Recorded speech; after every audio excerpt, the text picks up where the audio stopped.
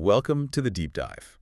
If you're tuning in right now, I'm going to guess you're probably just utterly exhausted. You've been fighting a bad habit, right? Maybe it's binge eating or doom scrolling or even that little voice of insecurity inside. And you've been using willpower. Exactly. Just sheer willpower, discipline, that sort of emotional white knuckling. And if you're being honest with yourself, it's just not working. It leaves you feeling defeated. Well, that whole narrative is the problem. The idea that if you just had more grit, if you were just more disciplined, you could conquer it. It's fundamentally flawed. We've all been there. Oh, absolutely. That cycle. You feel the intense urge. You resist for a minute, maybe two. And you surrender. You surrender. And then comes that crash of shame. That whole approach, it doesn't just fail. It actively drains you. It's exhausting, which is why our mission today is to really cut through that. We're going to do a deep dive into some source material that presents a radically different way of looking at this. Yeah. A no willpower approach to breaking any habit. And this isn't about new tricks or, life hacks. Right. This is about a completely new understanding of how your mind actually works. The core idea here, and it's pretty revolutionary when you first hear it, is that habits are not about some personal failure. Right. It's not a lack of character or some deep, dark trauma from your past that you have to dig up for years. It's actually, according to this, an impersonal thought-based experience. An impersonal one. And it comes from really just an innocent misunderstanding of how our own minds operate. So what we're aiming for today isn't just a new behavior, it's something deeper. It's what the sources call a personal insight. An aha moment. Exactly, an aha moment that's so profound, the behavior just changes. Yeah. Effortlessly. The habit loses its power, and you don't even have to fight it. So let's start at the very beginning with the truth that I think most of us just completely overlook. Right. We as humans are fundamentally designed to thrive. To thrive. Yes. That state of well-being, of peace of mind, creativity, clarity, that isn't something you have to go out and achieve.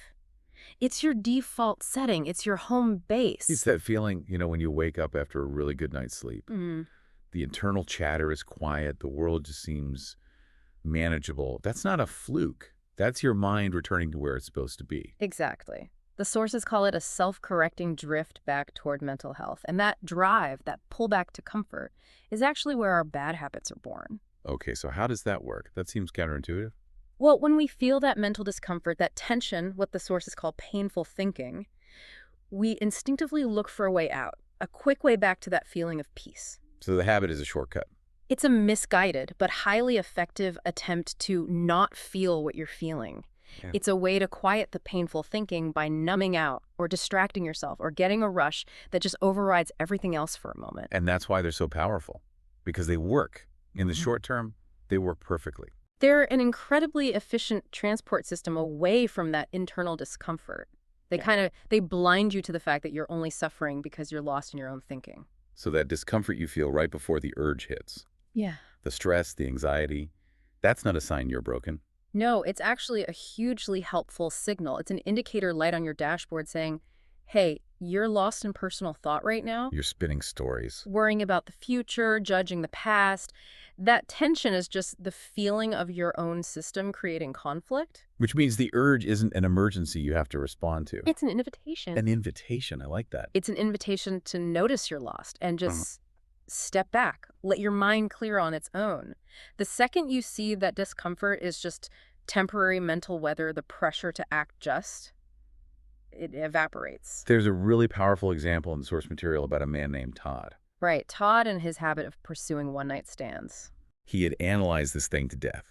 He thought it was self-sabotage. Maybe he had an addictive personality because he'd struggled with drinking before. He just felt flawed. He was stuck in the content of the story. But if you look at the function, what did the habit actually do for him? He said it gave him an exhilarating rush, a total mental distraction. For that short period of time, he didn't have to think about his loneliness or his career anxiety or his fear of commitment. So the simpler, more hopeful truth is that Todd was just very effectively trying to suffer less. A misguided attempt to feel better. Exactly. It was a skewed, limited, but really fast-acting way to get temporary relief, and had nothing to do with him being fundamentally broken. It was just the most conditioned tool his mind had found. So before we get into the kind of metaphysical blueprint for all this, let's ground it in the brain, the physical brain. Because that feeling of being hijacked Yeah. It's a very real physical sensation. It is. When people say they feel powerless, they often describe it like a battle inside their own head. The wise part of me that knows better and this other part that just gives in. The angel and the devil on your shoulder. Sort of, yeah. And the sources break the brain down into two functional parts that map onto that feeling perfectly. Okay, so first you have the lower brain. Right, or what they sometimes call the inner lizard. This is the primitive stuff, the brainstem, the limbic system. Old brain. The oldest brain. It's purely focused on survival, immediate gratification, fight or flight, and crucially, the sources describe it as an unintelligent, pattern-producing machine. And here's where the problem starts. When a habit gets really ingrained. Like overeating, or the example of Jackie who needed constant reassurance from her boyfriend. The lower brain gets conditioned through repetition to treat that specific behavior as if it's necessary for your survival. That's the key. It's not just a preference. It becomes a survival imperative in the lower brain's view. So this is what generates those insane, overwhelming urges. The lower brain isn't thinking rationally. It's just thinking, this action is essential to avoid this immediate danger, which is the feeling of internal conflict. And so it floods your system with neurochemicals. Tension, dread, all of it pushing you toward that familiar, conditioned action. Okay, so that's the inner lizard. What's the other part? That's the higher brain, the prefrontal cortex. This is the sophisticated rational part. It's responsible for conscious decisions, planning, wisdom. Voluntary movement. Voluntary movement. That's critical. This is the driver of the car. It has the long-term knowledge that the habit is actually harmful. So the painful, hijacked feeling is that battle. It's the battle. It's the wise driver who knows the right way to go, and the screaming backseat passenger, the inner lizard, who's convinced you're all about to crash if you don't take the next exit. And that cycle is just so draining. Empowerment 1 minute, total powerlessness the next. And this is the most liberating detail of all. The lower brain can only broadcast messages. It can only scream. It can scream commands, generate tension, create all these powerful physical feelings, but it cannot, on its own, make you do anything. Has no arms or legs. The sources have this great image, an armless, legless inner lizard with a megaphone. All bark, no bite. Exactly. For you to actually do the habit, the higher brain, the driver, has to make that choice. And that brings us to the operating system that explains why the higher brain always has that final say. The veto power. The ultimate veto power. So to really get why that urge is just noise and why the higher brain has control, we have to look at this metaphysical operating system. Right. And it's built on what the sources call the three principles: universal mind, thought, and consciousness. And this isn't just, abstract philosophy. This is the practical mechanism that explains how we experience reality. If the brain's the hardware, these principles are the software. Let's start with the first one, universal mind. This is the formless energy behind everything, the infinite intelligence, the power source of all creation.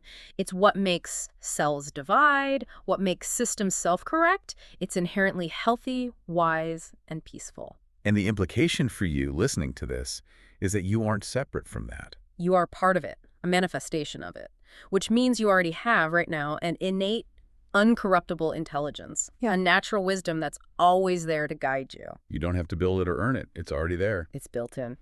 Okay, next is thought. If universal mind is the raw power, thought is the creative tool. The vehicle. The vehicle. It's the energy that generates all your mental activity, memories, fears, opinions, excitement, and of course, all those conditioned habit thoughts. And the sources really stress this point. All of your feelings are the result of thoughts about things, not the things themselves. This is the absolute game changer. It is. You don't feel anger because your boss was rude. You feel the anger created by your thoughts about your boss's rudeness.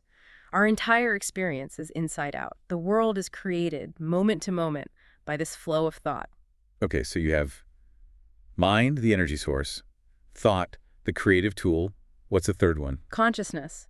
This is the energy that makes it all seem real. It brings thought to life. It's the movie projector. So if a worried thought pops up, consciousness instantly delivers the full sensory experience of that worry. Your whole being, your biochemistry, your physiology, your emotions, it all aligns with that thought. Precisely. Consciousness is why it feels like your anxiety is coming from the outside world, from the situation. But it's not. It's always, 100% of the time, coming from your thinking in that moment. The sources use a great analogy to make this stick. The sky and weather analogy. Yeah. So universal mind, your innate well-being, That's the sky. It's vast, it's permanent, it's always there, fundamentally clear and healthy, unchanging. And your thoughts, your emotions, your habits. That's the weather. Exactly. They roll in, fleeting clouds, dense fog, sometimes violent, terrifying storms that feel like they'll never end.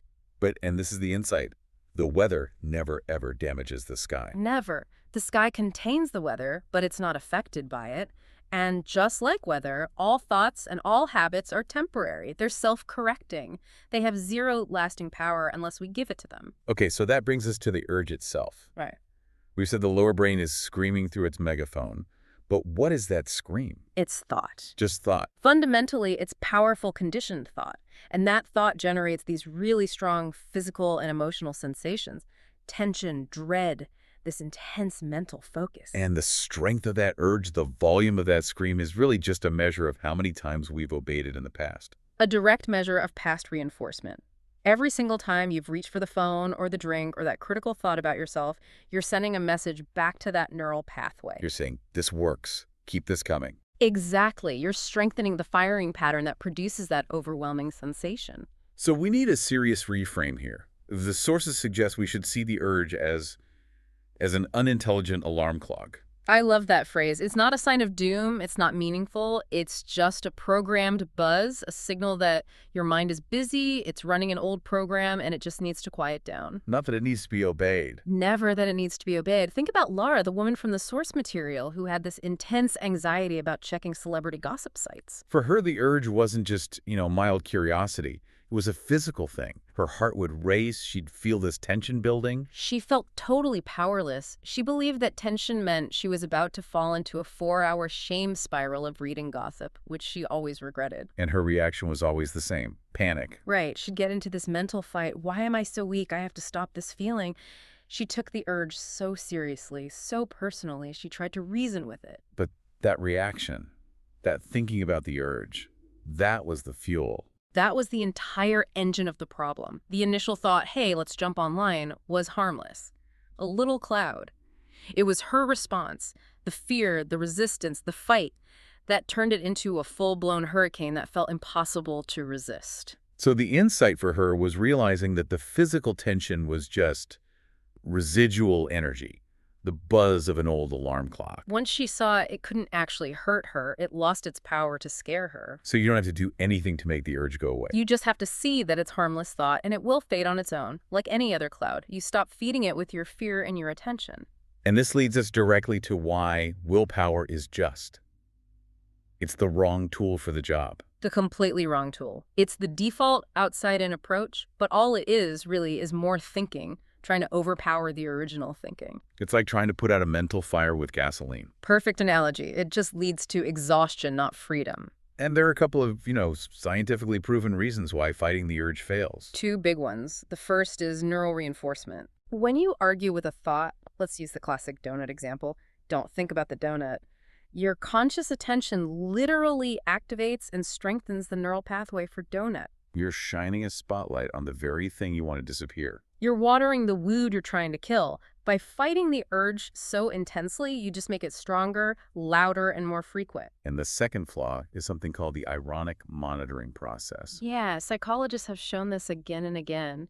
Trying to suppress a thought just makes you think it more. The don't think about a white bear experiment. Exactly. To not think about a white bear, your mind first has to bring up the image of a white bear so it knows what not to think about. It's counterproductive by design. And the deeper flaw in all of this, as we've said, is that using willpower gives the urge a power it just doesn't have. Right. Thought is temporary. The weather always changes. Trying to chase the clouds away with effort it's just redundant and totally draining. And let's be honest, willpower is not a reliable resource. Not at all. It requires a ton of mental energy from the prefrontal cortex. And when are the urges the strongest? When you're tired, hungry, stressed, emotional, the exact moments when your higher brain's ability to exert that kind of control is at its lowest. So you're set up to fail. You give in, which leads to the shame spiral, which drains you even more. Freedom isn't found in winning the internal battle. It's in realizing the battle itself is an illusion. So if fighting doesn't work, and the urge is just noise, How do you tell the difference between the noise and, actual wisdom, helpful thoughts? That's a crucial distinction, and it's all about understanding what the sources call the addictive voice, or the AV. Okay, so what is the addictive voice? It's that consistent, predictable, habit-encouraging voice in your head. You deserve this. Yeah, you'll never change anyway, so just do it one last time. This feeling is unbearable. You have to make it stop. This feeling means you're going crazy. That's a big one. It's the voice of self-doubt, despair, and immediate gratification. And it feels so persuasive because... Why? Just conditioning. It sounds exactly like your own voice. And it repeats the same messages over and over. It's like a highly personalized, negative playlist you've had on repeat for years. And you start to mistake that playlist for the truth. For your own identity. But the key realization is what the sources call the freedom of awareness. The AV is not you. It is not you. You are the awareness, the consciousness that is witnessing the AV. And how do you tell the difference in the moment? It's simple. Wisdom feels calm. It feels insightful, quiet, unifying. If a thought produces suffering, conflict, confusion, or a feeling of urgent pressure, by definition, that's biased, personal thinking. That's the addictive voice. So let's go back to that image of the lure brain. The armless, legless lizard with the megaphone. It's screaming the AV's commands, totally convinced of their urgency. But it can't do anything. It's all bark, no bite. And that brings us to this profound idea of free won't. Or veto power. Right. We don't control the thoughts that pop into our head. Yeah. The lizard is going to scream. That's just conditioning. But we have the ability, through our intelligent prefrontal cortex, to veto those commands before we act on them. We have the choice not to press the gas pedal. Jeremy's story about his financial panic is a perfect illustration of this. It really is. His addictive voice was relentless. You're incapable, you're going to end up poor and alone. And it got to the point where he wasn't just worried about money, he was worried about his sanity. He thought the fact that the thoughts were so persistent meant he was actually going crazy. He was completely trapped in the content of the thoughts. He believed them. So what was the shift for him? He learned to just observe the noise instead of identifying with it. He started to see that these fearful, desperate voices were just the product of a stressed, conditioned brain. They were habit opinions, not reality. He shifted his identity. He shifted his identity from being the voice to being the awareness observing the voice. And once he stopped taking them seriously, he stopped arguing with them. They lost all their power. He didn't make them stop. He just stopped listening. That's free won't in action. So if willpower is out and the AV is just noise, what is it that actually creates that lasting, effortless change? The answer is insight. And we need to be really clear about the difference between, say, intellectual knowledge and real insight. Absolutely. Intellectual knowledge is what you're getting right now. Reading about the 3 principles, understanding the neuroscience, it's helpful, it sets the stage, but it often doesn't change the behavior on its own. It's conceptual. It's conceptual. Insight, on the other hand, is a deep, personal, felt realization that changes everything effortlessly and permanently. The sources use that classic metaphor of the snake and the rope. Yes. You walk into a dark room, you see a coiled shape on the floor, and you're instantly paralyzed with fear. You think it's a snake. Your whole body reacts. You can't just tell yourself not to be afraid. No way. But then you flip on the light, you take another look, and you see it's just a piece of coiled rope. And the fear is just gone instantly. And you cannot force yourself to be afraid of that rope again, no matter how hard you try. The reality has fundamentally changed for you. That is insight. And when you see your habit for what it really is, just temporary, powerless thought, the behavior just falls away, like the fear of the snake. And this isn't magic. This leverages what we know about the brain's ability to change itself. It's called self-directed neuroplasticity. The brain is constantly reshaping itself based on where we put our attention. Exactly. And the key mechanism for this is what's called the power of the pause. The choice point. The choice point. When the urge hits, there is a tiny fleeting window between the feeling of the urge and your conditioned action. That's the moment. That's when you can activate the prefrontal cortex and use that veto power. And a lot of people listening might think, how can I find that pause when the urge is so overwhelming? And the sources say you don't create the pause with effort. You discover it through awareness. It's about stepping back and just noticing, there's that familiar feeling of tension rising, instead of just immediately getting swept away by it. Let's look at Mario, the man with the gambling problem. He was losing thousands of dollars. His urges were intense, physical, a real need to get to the casino. So he started practicing what the sources call mental hygiene. When the urge hit, he just stopped. He stopped arguing with thoughts about winning. He just noticed the physical feeling, the tension, the dread in his chest. He realized that feeling was just the lower brain's alarm bell, and he used his free won't by just letting the tension be there without acting on it. He didn't ignore it. No, that's key. He didn't ignore it, but he stopped trying to fix it or make it go away. That simple act of non-reaction is the pause. And by doing that, by choosing the pause and dismissing the urge as just noise, he started to starve that neural pathway. He was cutting the power supply. Exactly. And over time, as he did this repeatedly, the brain's momentum shifted. That pathway wasn't being watered anymore, so the urges got weaker, less intense, less frequent. And that's why the sources say change is easiest when it's passive. You let the habit die of neglect. You don't have to kill it in a big, dramatic fight. So after someone has this insight, and they experience some freedom from the habit, what happens if, or, when they slip up? And the sources are so clear and compassionate about this. Setbacks are not a sign of failure. They are the rule, not the exception. They don't mean you're back at square one. Not at all. They just reflect a temporarily busy mind, a moment of distraction. It's just you accidentally stumbling onto one of those old beaten paths in the woods. A cloud rolling in after a week of sunshine. A perfect way to put it, it doesn't erase the insight you gained. The sky is still there. So the real problem isn't the slip-up itself. It's the story we tell ourselves about the slip-up. That is everything. We load it with personal meaning. I'm a failure. I knew this was too good to be true. I'm fundamentally broken. And that story, that thinking about the lapse, is what reactivates the addictive voice. And creates that powerful shame spiral that pulls you right back in. The story keeps the habit alive far more than the action itself does. We see this so clearly with Annie, the woman with the chronic hand habit. Biting her nails, wringing her hands until they bled. She'd gone months without doing it, felt totally free. And then one stressful day at work, she looks down and sees a drop of blood on her keyboard. And realizes she'd been biting her nails without even thinking about it. And her immediate reaction was just panic. She wrote in her journal, "I'm a total failure. The last 3 months were a lie." That judgment, that meaning she attached to it, caused her more suffering than the actual nail biting. She was ready to give up. But then her insight kicked back in, she stepped back, and the liberating thought was so simple. You simply bit your nails again. End of story. That's it. It strips the setback of all its emotional power. It's just an isolated action from a busy mind. End of story. A slip-up doesn't erase the truth that you are fundamentally well, and the urge is just passing thought. She treated it as meaningless, a minor cloud, and she got right back to her habit-free state. Okay, so once these unwanted habits start to fall away, the focus naturally shifts. What do you fill that space with? And here we run into the conventional outside-in belief system. Which is that happiness comes from getting your external circumstances just right. Right. The right career, hitting your goals, perfecting your diet. If you approach building healthy habits with that belief, you're basically setting yourself up for what they call the hedonic treadmill. Explain that. Well, you set a goal, say to drink 8 glasses of water a day, and you believe that achieving this will bring you some kind of a lasting satisfaction. Okay. And you do it, and it feels great for a week. But then the excitement wears off. The feeling fades. And you're left feeling dissatisfied again. Right, so you think, well, the water wasn't enough. I guess I need to try yoga now.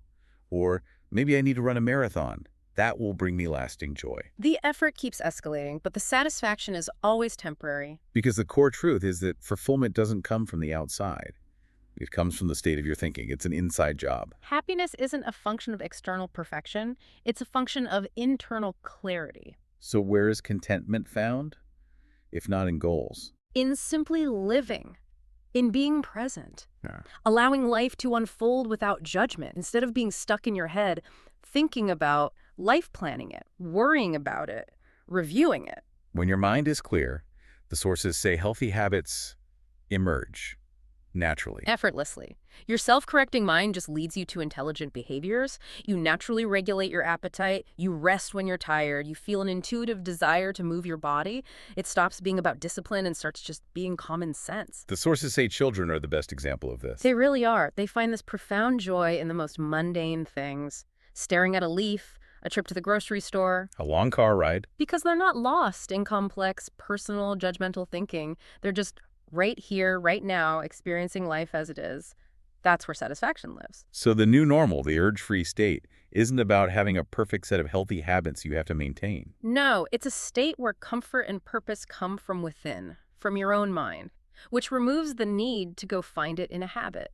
Which brings us to the final concept, which is, I think it's so liberating, especially for the kind of person who is probably listening to this deep dive. Yes, the willingness to forget what you think you know. Or, as the author puts it, provocatively, showing up dumb. Showing up dumb just means putting aside your personal, opinionated, analytical thinking, the very thinking that got you into this mess, so that you can see something new. If you show up just to confirm what you already believe, you're just going to get more of the same. But if you show up with a blank slate, you make room for actual wisdom to come through. This one really hit home for me because the source material mirrored my own struggles with really rigid diet and fitness rules. Ah, your smart thinking. My smart thinking, exactly. It was all based on confirming certain expert opinions, and it led to this strict recipe for success. You know, only clean foods, only eat when you feel physical hunger, exercise 6 days a week no matter what. And how did that feel?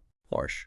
It required so much discipline. It created so much anxiety if I broke a rule, because those rules were just my personal conditioned thinking masquerading as wisdom. You were dismissing your own common sense because you were scared to let go of what you thought was necessary. Exactly. And the freedom came when I just said, you know what? I don't know anything for sure. I created a blank slate. I stopped arguing with myself and just listened. Yeah. Listened to what my body actually needed. And this willingness to be wrong, to let go of that rigid personal thought, allowed your real common sense to guide you. And I realized I could have a moderate workout, I could eat dessert, and I could still be perfectly healthy. Something my old smart thinking said was impossible. And this also applies to memory. Showing up dumb means holding the past loosely. The past is only real as a thought you're having right now. Right. And we often feel this responsibility to keep dragging painful memories of our failures into the present, to keep rehearsing the shame. But when you stop that cycle, when you see those memories as just fleeting thoughts with no power over this moment, you create space. Space for real common sense to guide you now. You're liberated from the tyranny of your own personal history. So as we wrap up this deep dive, it's clear the journey isn't a fight. It's not willpower versus habit. No, it's a fundamental shift in perception. It's moving from a misunderstanding of thought to an insight into your own nature. You, the listener, you are the sky. The habits are just the weather. Temporary, fleeting, and totally powerless if you choose not to get involved with them. You already have the innate health, the resilience, the potential for freedom. Realizing that the struggle is just thought. That's the insight. You have the veto power. You are the awareness, not the addictive voice. So we want to leave you with one final provocative thought, which really captures the spirit of this material. What if all the suffering that came with your habit, the frustration, the shame, the exhaustion of fighting it, what if it wasn't happening to you but was actually happening for you? What if that habit, that thing that felt like an anchor dragging you down, was actually a strange and profound gift? A doorway that broke you open to a larger, more peaceful, more meaningful understanding of what it means to be human, to be powered by this innate, self-correcting wisdom. If your struggle led you here, to see the temporary nature of your thinking and the fact that you are always, at your core, okay, then your habit has served its highest purpose. It has pointed you back home to the truth of who you really are.